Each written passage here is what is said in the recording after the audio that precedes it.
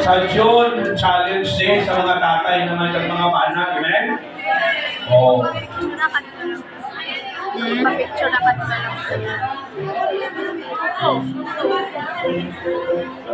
Bisita na mo pa, ang wala pa mapatibayaw na sa kamot, ang wala pa. Kailangan ko ito magatun din na kami sinatay. Patibayaw lang.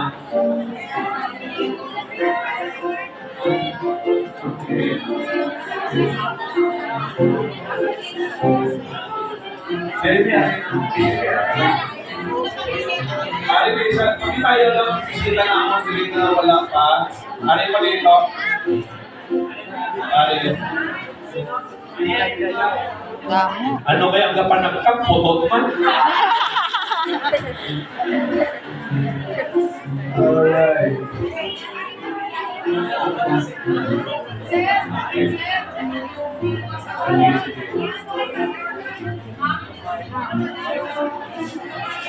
Sige. Dili okay na din. Tanang kaya rin na din.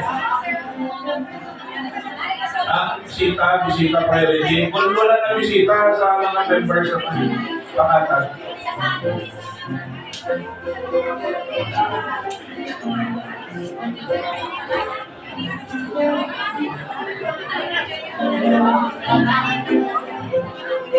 Ang mga members na wala, ipayaw isang ako, bilang kabilong para mapalagas na ako. Mapalagas na sa ilo. Alright. Mga 40 taon ka din. Mga 40 taon pa. Sige. Okay. So, salamat members sa pag-giveaway para sa mga first time guests.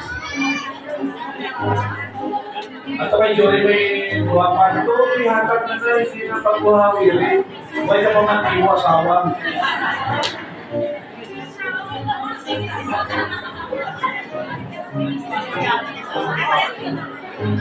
Alright, so okay na? Alright, so salamat kid. Mag-pray kita.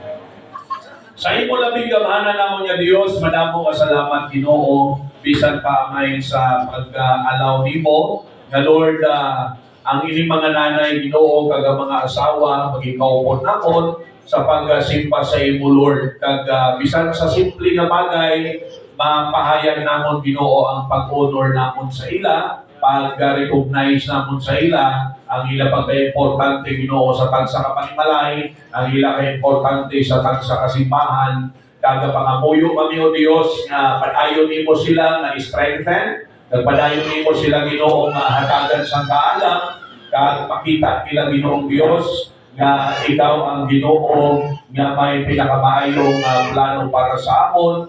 Muligan mo sila, hatagi sila pagtuo, nga sabihin Ginoo masentro sa imo Dios. Ginapray na ko nga anuman ang mga ginatubang nila ng mga circumstances sa ila pamilya, sa ila trabaho ayan. Gapray kami Lord, ikaw magbulig sa ila, nga padayon nila ma-fulfill ang ilang role as the light of the home, Ginoong Dios. Ginapray na ko na ikaw Ginoo ang pakamaayo sa tagsa ng mga nanay at sa tagsa ng mga asawa. Ang design sa ilang mga tagipuson, as ka para sa imo kahimayaan, ginapangayo namon Ginoo ikaw mag-bless na. So once again, ibuo ang best blessing nimo para Lord sa mga nanay at sa mga asawa. Nadayo man ako na pasalamatan ka. In Jesus' name we pray. Amen. Amen. Okay, ang pay-pay na